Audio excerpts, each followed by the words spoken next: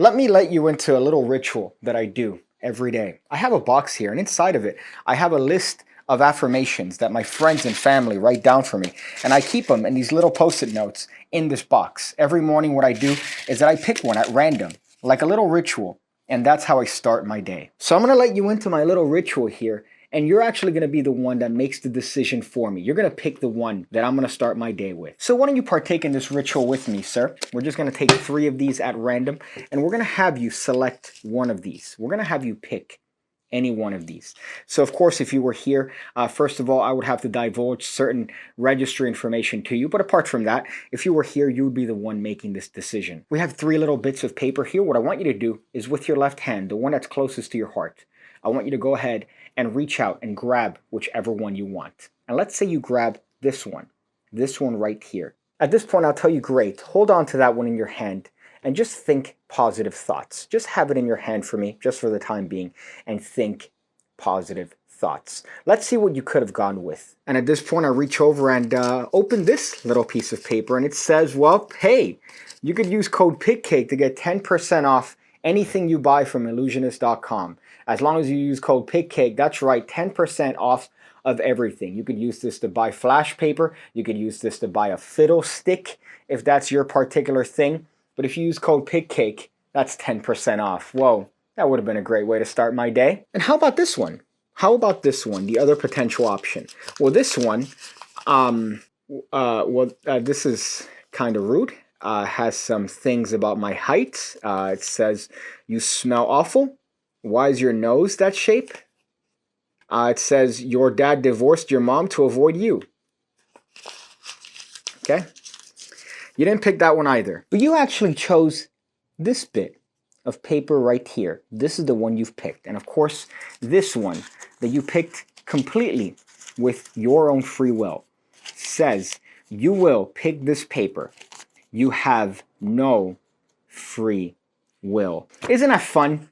Isn't that great? Just a little bit of equivoque, classic magician's choice. You've heard it in many different instances. And today we have a very simple variation that just involves a couple slips of paper. Now, of course, there's many different takes that could happen. This is the best one, but each one is equally good. It doesn't really matter because you're always going to have them pick this one. And you could really have fun with the other bits that you write down. Now, there are hundreds of different methods to do this particular trick. You could even switch this one if you want. You don't have to rely on magician's choice, but I thought I'd show you guys just a couple little quips of magician's choice here today and really make your time worth wasting on this video. Could you tell I don't script these? So I think the pattern is a little bit interesting, right? Because it does lead to a good old new age thinking in terms of positive thought. I don't know if you're familiar with the publication The Secret, where it said, oh, I want you to get your dreams and affirmations and put it on a poster board so you could look at it every day and remind yourself as to the things that you want in life.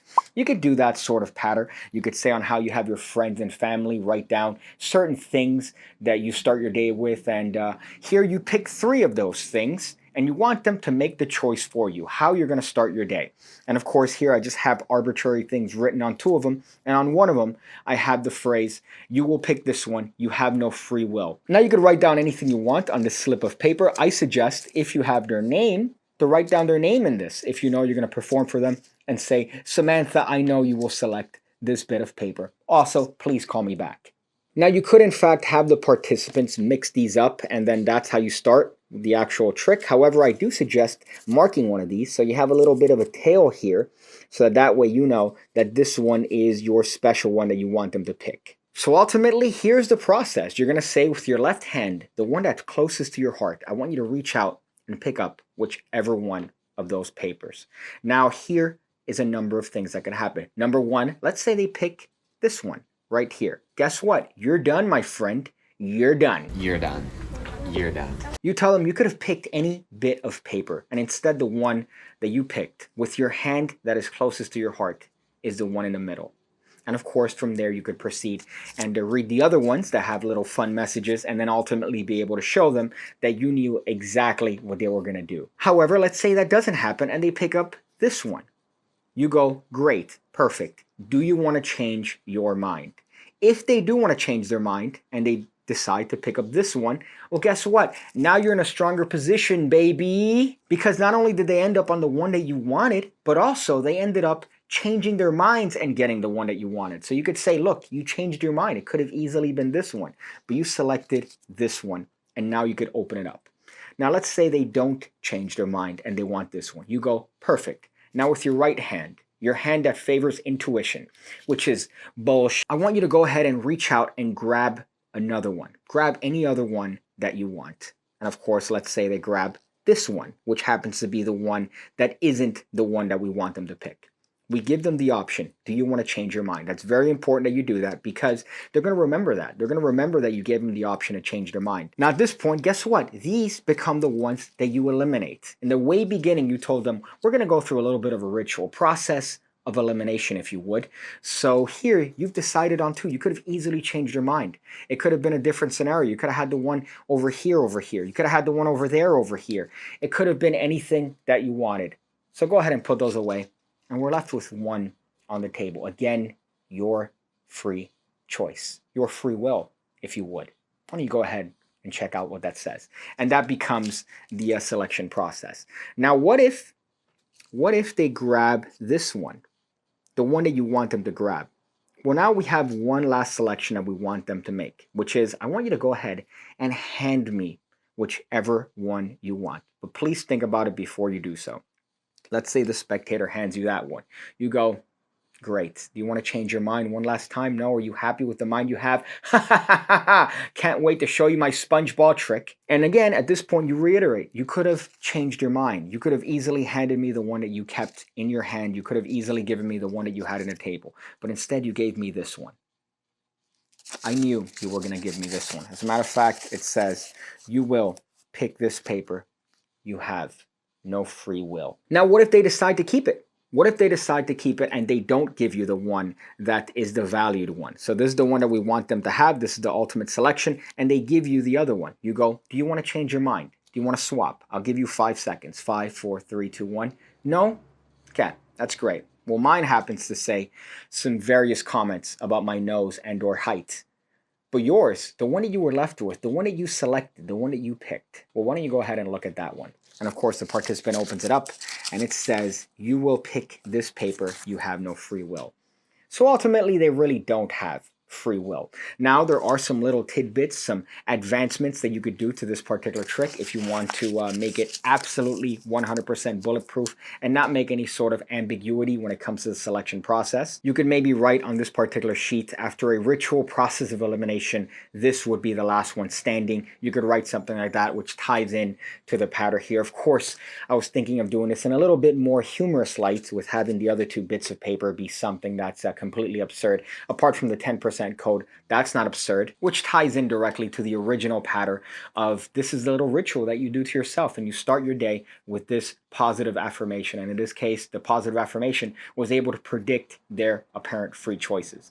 Now, the ambiguity in language is also very important in that you say, hey, look, the little process of elimination selection process, or however you want to phrase it, because then if they happen to go to the end where they have these 2, that becomes a little process where if they pick this one, it still validates the actual selection. So it's going to work either way if you use that sort of language. But either way, look at what you could get from Equivoke. This is something you could tailor to your own performances. It's something you could tailor to your own performance style. It's not just something you have to copy willy-nilly from your boy Pig Cake. And all from a classic of mentalism in the Equivoke process. My friends, when it comes to the world of magic and mentalism, I think we take a lot of things for granted. We dismiss simple things like this because there's already more advanced things in the market. We have things that are way beyond the comprehension and scope of simple Equivoke tricks, but we dismiss them because of their simplicity. And I think we should really take the opportunity to go back and see the power in things like this and go back and really appreciate and understand what simplicity could get us. Now, that doesn't mean that you shouldn't use code PIGCAKE to get 10% off your next purchase of anything you buy from illusionist.com. However, what that does mean is that maybe you should just consider taking a step back and looking at what you already have, looking at the tools that are in your belt and seeing what you could do with that. Injecting a little bit of your own personality could take something that's trivial, something that you've seen 1,000 times, and turn it into something memorable. Look at me sounding like Jerry Springer at the end of his show in 2005. Also, look at that. 31-year-old man, and I'm getting pimples. That's unacceptable. I want to take this opportunity to thank you guys for watching this video. Thank you guys for your continued support here on the Illusionist channel, and I hope that we could see you on the next video. Me, personally, I'm gonna go figure out different ways to make a pillow cold on both sides. I mean, I'm sure that would entail having some sort of proprietary thing connected to the pillow that cools it down, that you have to plug in. But now imagine, we've gotten to the point where we're charging our shoes via USB, and then we're gonna have to charge our pillows now too? When is it gonna end?